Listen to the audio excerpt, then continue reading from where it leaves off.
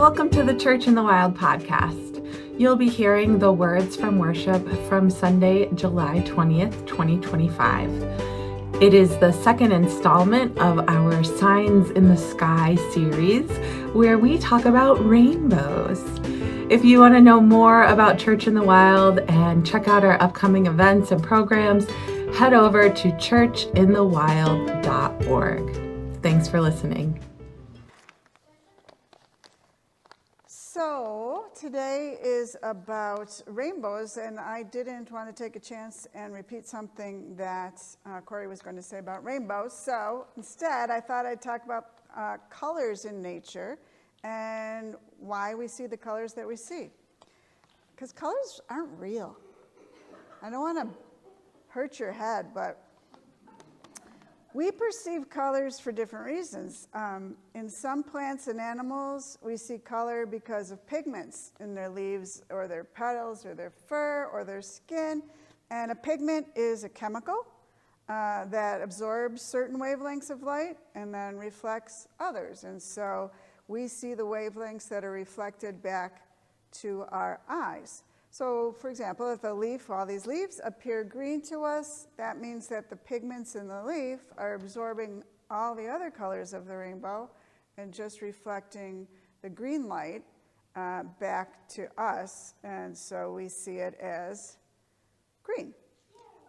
Yes, I knew you'd like that. And there's all kinds of pigments in nature, and they can be combined together to produce more than just the primary colors. But when I think about it, I get it, but I didn't realize the rarest color in nature, does anybody know what it is? Well, blue. Blue is the rarest color in nature. And you can produce blue pigments artificially. We can make all kinds of blue pigments for paints and things like that. But for whatever reason, blue pigment is not very commonly found in nature. Hannah, you know what the most common color in nature is? Yes! It's green.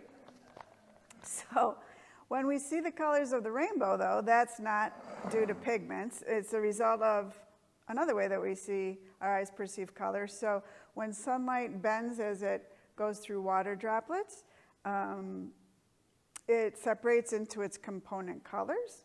And each color of light, from red on through, has its own wavelength, so it bends at different angles, and we see all the separate lights that make up white light. They're always there, all those colors, but when they're combined to our eyes, they appear to be white until they're separated out like that. And the last way that nature shows us colors is the coolest thing, I think. And it's kind of similar to the way a rainbow works. The colors result from bending and scattering of light by certain animals that I'll talk about, but they have like little tiny either scales or sometimes microscopic little parts that are actually like angled in a certain way to scatter and combine wavelengths. And I mean, the color's not really there. They're just making these colors appear to us by the way their little scales and so on are reflecting the light coming in. So some butterfly wings have these very tiny scales, and they're layered at different angles. And so when the light hits the scales, it reflects and scatters the light waves. And you can get some really intense colors that you couldn't get with pigments. So if you see like an iridescent blue, for example, and some really iridescent greens on butterfly wings, that's generally not caused by pigments. It's caused by these little scales. Bird feathers as well, yes. And they can even shift colors. So if you change the angle you're looking at it, the color will change. And it's all because the angles change that the light's being reflected. So monarch butterfly colors are due to pigments. But there's something called a blue morpho butterfly that's very iridescent blue. That's an example of one that's used these angled structures. I know, they're beautiful. And that's also how chameleons change color. Chameleons have little scales at certain angles, and then when they change their mood or whatever, they can tighten them up or loosen them up, and it changes the way the light hits it and changes the color. I know. I know, me too. Bird feathers, like Corey said, also contain those microscopic structures that reflect and scatter light as it passes through them, especially birds that are blue or bright green, like a lot of tropical birds. They get their colors from those little structures. The colors you see in a peacock and the hummingbird throat, those are from those little structures too. And if you've ever seen the hummingbird throat, you know, like if it turns a little, it changes color on its throat. It's for the same reason. It's all about the angle that those little structures are at. So some of the pigments that create colors in other birds come from their diets. So like the reds of cardinals and the pinks of flamingos come from pigments that they absorb when they eat things. So like flamingos eat a lot of shrimp, and it's not necessarily that the pink from like the shrimp are making them pink, but the pigments that are in the shrimp get absorbed into the flamingo, and it gives them that. It's not so much that they're eating something red. I can't remember. I read what like their food source. There's things in the food source, the chemicals in the food source. Yeah. And anyone's windows open? Oh, we're safe. And lastly, you've probably heard that the white fur of polar bears is an optical illusion. Their skin is black, but their fur shafts are clear and hollow, and those shafts scatter all the wavelengths of light passing through to produce the white color. So whatever the color and wherever it's from, whether it's chemical pigments or the scattering and bending of light, you need light to perceive color. So none of these processes work without light. So a world without sunlight would be gray, shades of gray. And, pardon? All cats are gray in the dark. Well, they're, okay. So are all socks, which is why if you get dressed in the dark. So basically, thank God for sunlight and rainbows. And yeah. Do you want to give a quick, how do rainbows work? How do they work? Or how? Why do we see rainbows? Well, again, there's, you know, it's after the rain, so up in the upper atmosphere, there's lots of small little water droplets, and when light travels at a certain speed through air, and it travels at a slower speed when it goes through liquid, and because of the curve of the droplets, it bends refracts the light rays into its component wavelengths. And it's always the same order for that reason, because red is the longest wavelength and goes up from there. It's a prism effect. Exactly. Yeah. And you can even do that with a hose, right? You can just like mist the hose and see that. Yeah, there's some waterfalls where like you can always see a rainbow if you're standing in the right spot because of the mist. Yeah. And the one thing I do know is the human eye can see more shades of green than any other color. We are supposed to be surrounded by green. Hey there, I'm Marcia. And our poem today is Try to be a Rainbow in Someone's Cloud. And it's by Maya Angelou. I've had so many rainbows in my clouds. I had a lot of clouds. And I don't ever feel I have no help. I've had rainbows in my clouds. The thing to do, it seems to me, is to prepare yourself so that you can be a rainbow in someone else's cloud. Somebody who may not look like you, may not call God the same name you call God, if they call God at all, may not eat the same dishes prepared the way you do, may not dance your dances or speak your language, but be a blessing to somebody. That's what I think. Hi, my name is Jack. Our wisdom today comes from author Sarah, Rajkotwala. I'm so sorry. A rainbow always lets you know, without any shadow of a doubt, that you are never alone, you are eternally blessed, and you are dearly loved. A rainbow is a shot from the heart of God to the heart of human. Never underestimate a rainbow's presence, because within its subtle yet loving colors are the strength of the divine. A person will never be quite the same. After witnessing a rainbow's presence, they will walk away somehow lifted and inspired. And with good reason. The rainbow comes from the hand of God. Even after a rainbow is gone, and you did not witness its presence, you will feel somehow uplifted. The atmosphere has been cleansed with God's love. Please join me in the response to the wisdom in your program. Rainbows appear for a moment as a sign in the sky, reminding us of the divine mystery. So this month, we are looking at signs in the sky. And it struck me that our planet home, this earth that we live on, is actually more air than earth, as my mom talked about last week. There's more miles of atmosphere than there are miles of dirt to the core in most places, and if you count the upper atmosphere.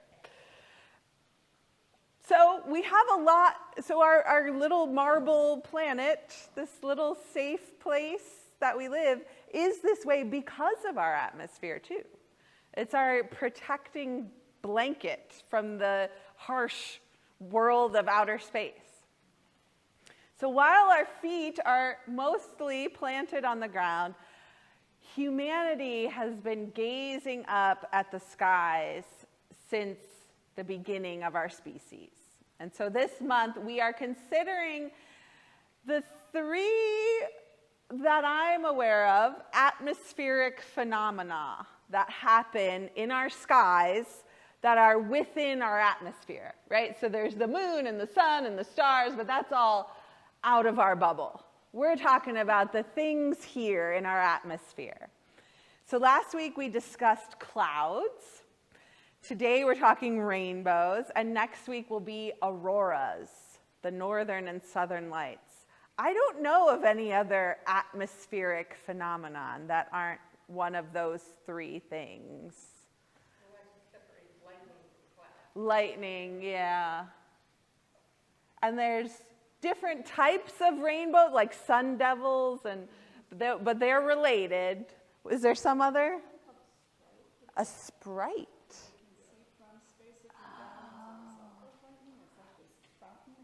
Yeah.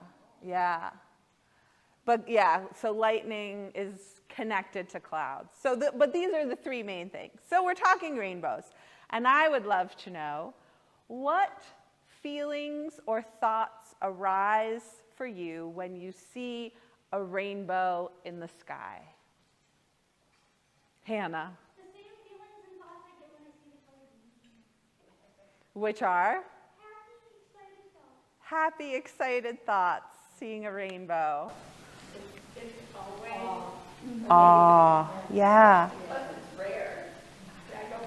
I don't live in Hawaii or near a waterfall where I see them all the time. It's just, Yeah. Would they be less amazing if they were more? I don't know, but it's always. I don't think so. So drawn to that. It's right.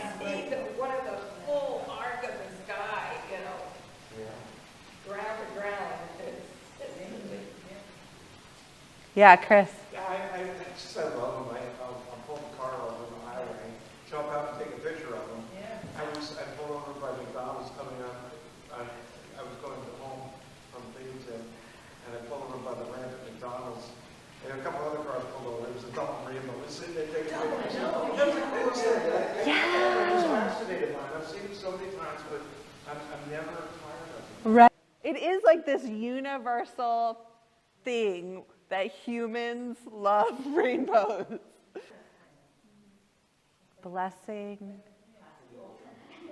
Awe. Since it sometimes comes, a lot of times, comes after a rain, somehow the sight of a rainbow feels fresh. Yeah. Feels fresh. Yeah. Hopeful. Well, there are so many fun, interesting ways that different cultures throughout history have interpreted the rainbow sign. And they're all meaningful. Just as we have talked about rainbows that we've gotten to witness, it does feel like a gift, a blessing, a good omen of some kind, an awe-inspiring moment to pause and take it in. And I love that we already have a mention of Hawaii. Hawaii is the rainbow state. And they have about 8 or 10 different words for the different types of rainbows. Similar to how Inuits have different words for all the different kinds of snow. In Hawaiian indigenous culture, rainbows were significant and important. So even though they saw them a lot, they were still really important and meaningful, and they had different words to describe each different kind of rainbow that they witnessed, which I thought was really cool. So according to Hawaiian legend, I'm going to butcher some words here too, Jack. Kahalaopuna is known as the Rainbow Maiden, born of divine wind and rain of the Manoa Valley. And since ancient times, this valley has been regarded as the royal palace of rainbows, where the beautiful Rainbow Maiden can be seen playing wherever the light of the sun touches the misty rain.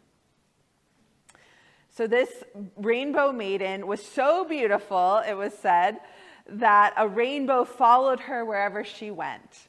And this is similar to like the story of the Greek gods. This is the story they would tell about the ancestors and the different embodiments of their land and who they were as a people. So this Rainbow Maiden was so beautiful, rainbow followed her wherever she went, and her cheeks were so red and her face so bright that a glow would emanate from wherever she was, even out of the thatched house that she might be in. So you always knew where the Rainbow Maiden would be. Now, the full epic of her story is a tale of multiple deaths. She died several times and was brought back to life. So it's this story of resurrection over and over again. And in the end, the rainbow signifies guardian ancestor spirits are there watching over whoever is witnessing the rainbow. So also according to Hawaiian mythology, the rainbow is perceived as a pathway for souls of the dead to travel to the heavenly realms. And I was like, oh yeah, the Rainbow Bridge that we talk, like our beloved pets have crossed the Rainbow Bridge. And I'm like, I wonder if that somehow came from Hawaiian mythology. I don't know. But somehow American culture has this concept too, that it's a pathway to another realm. In Hawaiian culture, it's a symbol of transformation and this pathway between dimensions.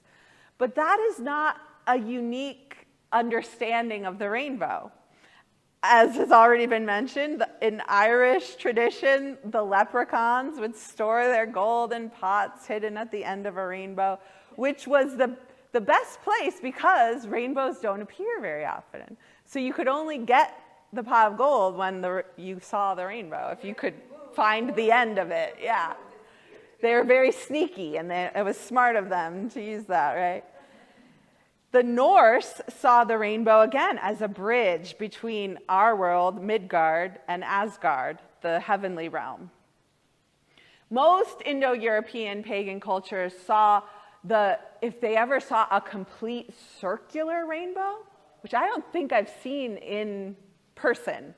I feel like I've maybe seen a picture of one, like from a plane or something, but they're hard to catch on the ground. But I guess if they were up on a mountain or something and they saw that complete circle, that was an omen of the circle of life. So either someone would be born or someone would die, or both. That was their sign. In Greco-Roman mythology, rainbows were considered, again, to be the path of a messenger between earth and heaven. In some traditions of Tibetan Buddhism, I thought this was so cool. It's believed you can attain a rainbow body. So you can attain such wisdom and knowledge and truth and like reach nirvana that your body just turns into a rainbow and all that's left are hair and nails. And like some monks, they claim, have achieved the rainbow body. And you just turn into a rainbow. I'm like, okay, that sounds like a good way to go. In Chinese mythology, the rainbow was a slit, like a cut in the sky that would be sealed by the goddess Nuwa using stones of 5 colors. So it was like sealing the crack between worlds. Yeah. And then, of course, in Christian Hebrew theology, there's the flood narrative with Noah. So after creating a flood to wash away humanity's corruption, God then put a rainbow in the sky as a sign of a promise that the world would never be destroyed by a flood again. So it was a sign of presence and promise. And this idea of a great flood is seen through many cultures in that Mesopotamian valley there, that there was probably a really big flood at some point that everybody struggled with. Lots, 40 days of rain, so at least a month of rain. Of course you're going to see a rainbow after that.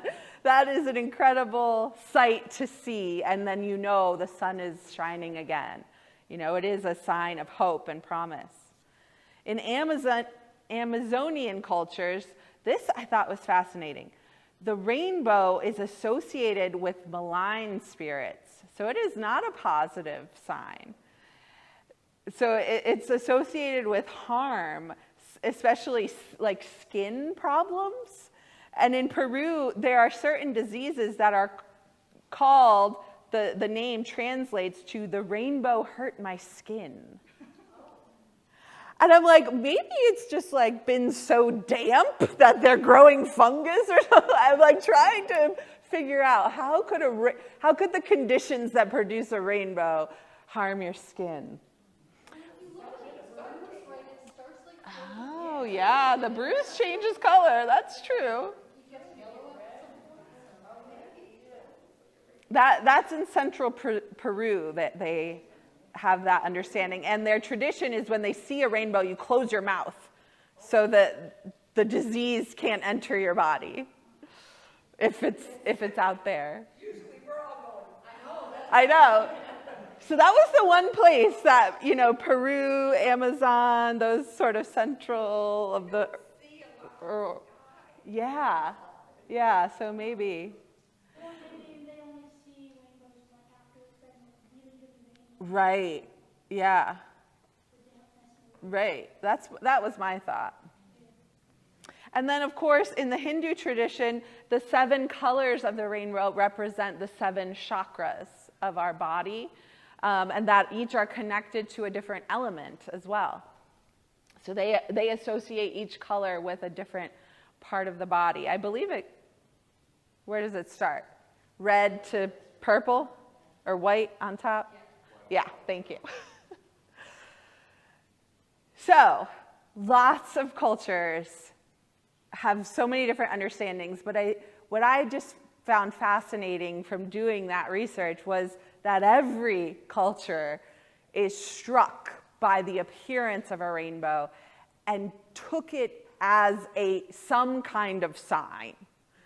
Mostly good and mostly connecting to another realm, to the divine in some way. The one cool scientific fact I found about rainbows is if you and your friend are standing next to each other looking at the sky, the rainbow that they see is constructed of individual rays of light coming from all the different raindrops. And they are different rays of light than the rainbow you are seeing. that's why you can never get to the pot of gold, because as you move, It moves. Yeah. So each person who sees a rainbow is seeing their own unique rainbow. Because we're all unless you're like, unless you stand here and then somebody else stands there. I guess maybe you saw the same rainbow. Maybe. But we each get to see our own unique expression. And that, too, reminds me, as you were talking about the colors, Barb, like, we don't know how anyone else perceives color. You know, some people have some color blindness or might just see things totally differently. Like their rods and cones might be doing something that ours don't do. Or there's certain animals that see, you know, ultraviolet light. And that's like a whole other experience of the world. So it's sort of this thing that stops you in your tracks and instantly takes you out of your like everyday, you know, like driving along, you see a rainbow, you gotta stop and gaze upon it. And I've always thought that the beauty of creation is there to trigger our frontal lobes, to stop us from our monkey brain and get us thinking more philosophically. And that's what I think a rainbow activates almost instantly. You don't have to go to some beautiful vista or the beach or wherever. A rainbow appears and boom, it's like you zoom out on your life and you can think bigger, higher thoughts for a minute. You wonder how many other people can see this incredible sight before you. How long will it last? What a gift that I'm here in this spot and get to witness. You know, like all of these thoughts start coming that we don't normally think on our own. We need that external trigger to bring us back to remembering the presence. Just like remembering that those colors are always there, right? But we don't always see them. And for me, that's what a rainbow does, is it brings me out of my to-do list that's always on cycle through my brain and says, wait, you're in the presence of God right now, in this very moment. Look, you know, something that is not usually visible is now made visible to you. Don't forget that it's always there, and we just get to see it right now. And I do truly believe rainbows mean something. Has anyone seen a rainbow when you really needed it? Yeah. I mean, we always need it, right? We always need that reminder of the presence, that promise, that blessing is with us. But I remember, I believe it was on the anniversary of my dear friend Nancy's death. She died on her birthday. She was one of those magical people that came in and went out on the same day. And I'm pretty sure it was the first anniversary of her death, if not the second. But it was on her death day, and I had decided to take a road trip to Asheville, North Carolina, in January and I applied to speak at this conference, and I got accepted, and I decided to do it because it ended on her birthday, and I thought that felt right.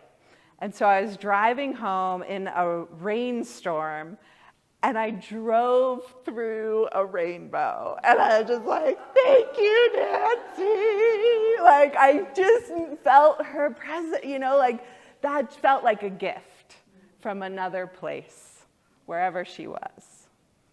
It's this little momentary vision. You know, we know it doesn't last long. I think that's what inspires so much awe around it. And it's usually, you know, we're seeing something that's unseen. And their shape, of course, as we heard from so many traditions, that bow begs the connecting of one thing to another, that bridging from our place to somewhere else.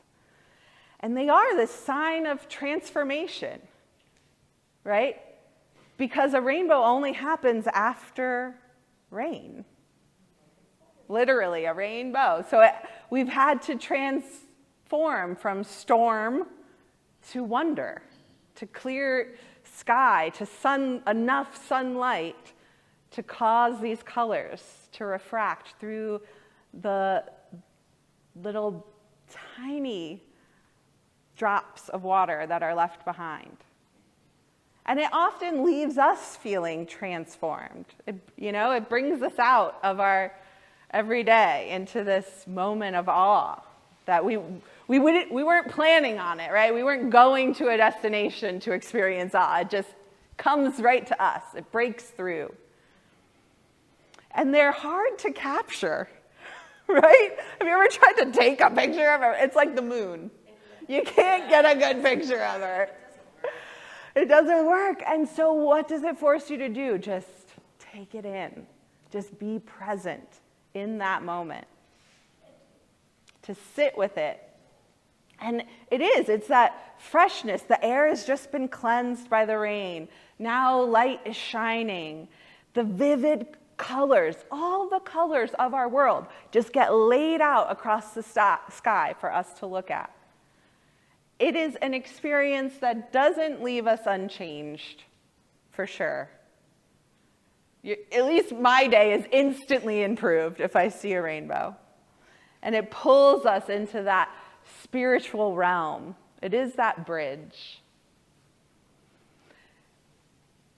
And so what can we do, right, to take that with us? I think most importantly is to look up as often as we can. To get out, take the phone away from in front of our face and see what's happening around us, to pay attention. We can get so stuck in our going to the next thing that we forget to look around. And when we do get to see it, at least if you're me, you're saying, there's a rainbow! Get out here and look at it. You spread the word. You share the good news. We're not alone, right? Here's a moment of wonder we can enjoy that has just been gifted upon us after a storm. So there's so many things a rainbow can mean for each of us, but I hope we'll share the meaning of it, share the story of it, share the experience with anyone else who's around the next time we see one. And, try to take a picture if you can, but enjoy that moment and soak in the wonder of that connection, that reminder of God's presence breaking through into our daily lives. So, may we see a rainbow this week.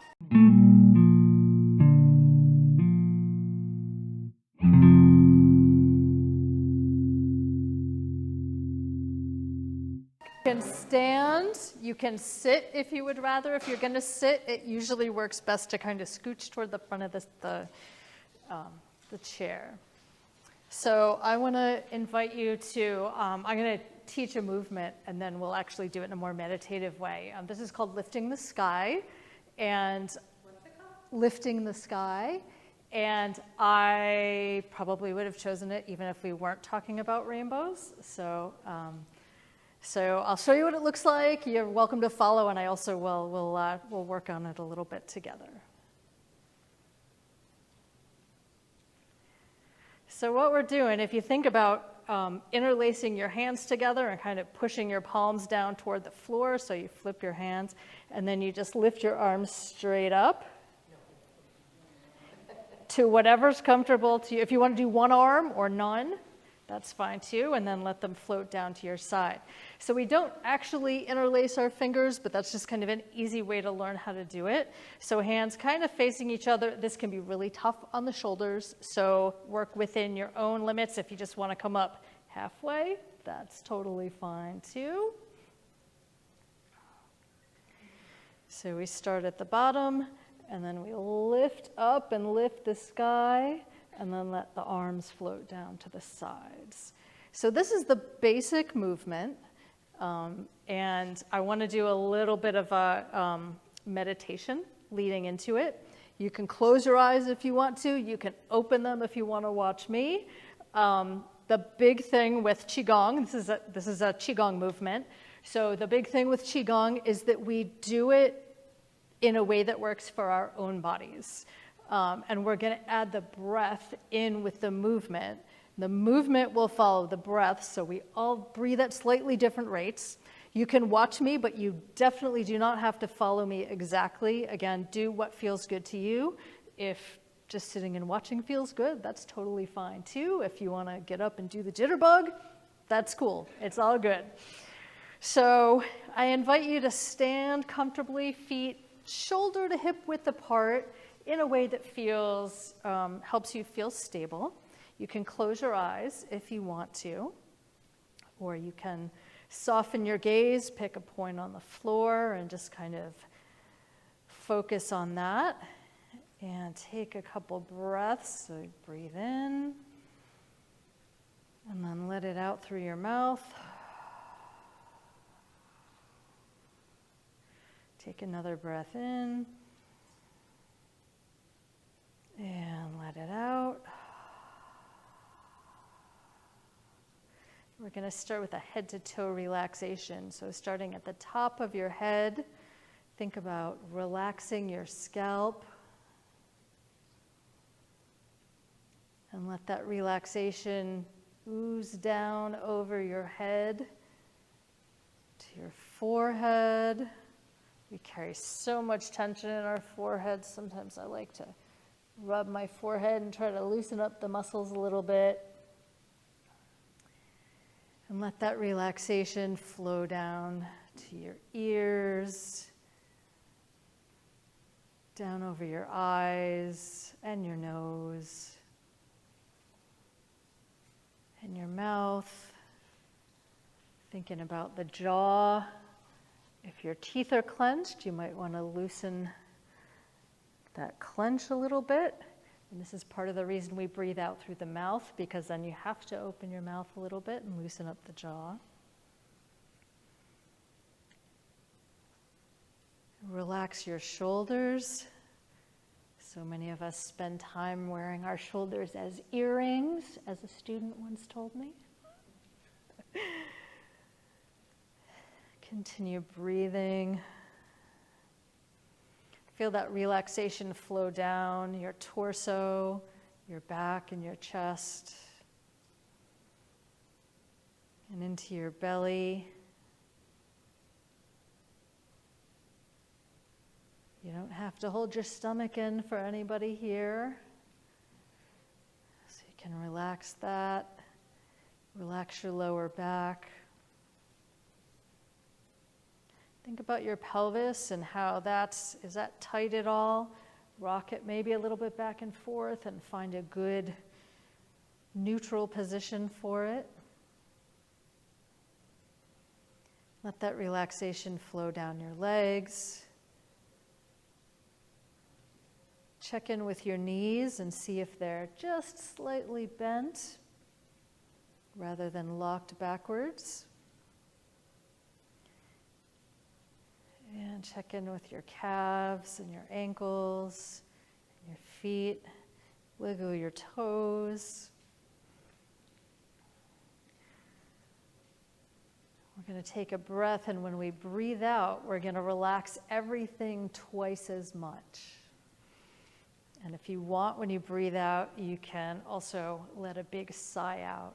So let's take a breath in together.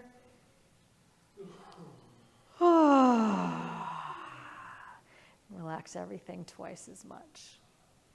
Let's try one more. I want to hear a little bit more of a sigh there. Breathe in.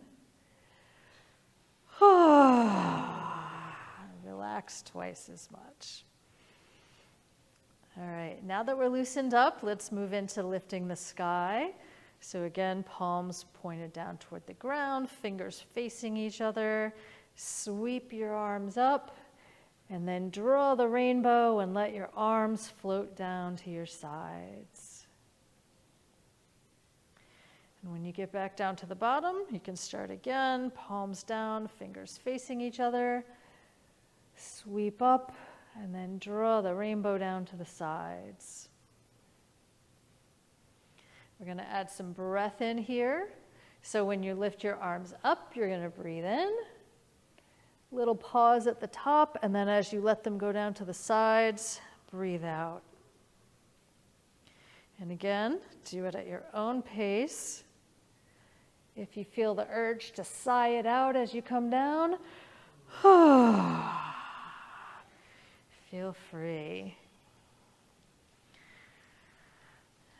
So we all breathe a little bit differently, and if you don't want to integrate the breath, that's cool too. Sometimes I want to move more slowly or more quickly than I'm breathing.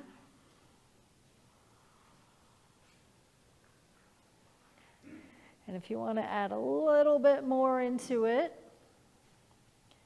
when you get up to the top, your hands are up above your head, stretch your body up a little bit. Give it a little more of a stretch there, and then let the arms float down. Do a couple more of these. The next time your arms go up, think about where your shoulders are. Even if your body's stretching up, try to relax your shoulders at the same time. And last one or two at your own pace. And then when you're done, just take a moment to center yourself, check in with your body again. If you feel the urge to move or sway, that's fine. If you want to step off your spot too, that's absolutely fine. And just take a couple breaths in and out.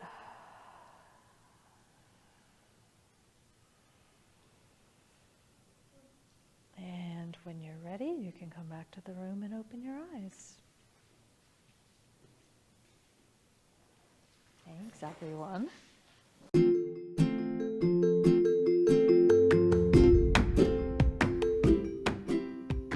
Thanks for listening. If you want to support Church in the Wild and the work we do striving for environmental and social justice, you can head on over to our website, churchinthewild.org/support, or you can click on the donation page link.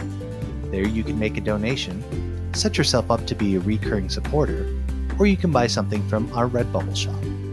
We're so glad you're with us on this journey, following the Spirit through creation, adventure, and restoration. Until next time.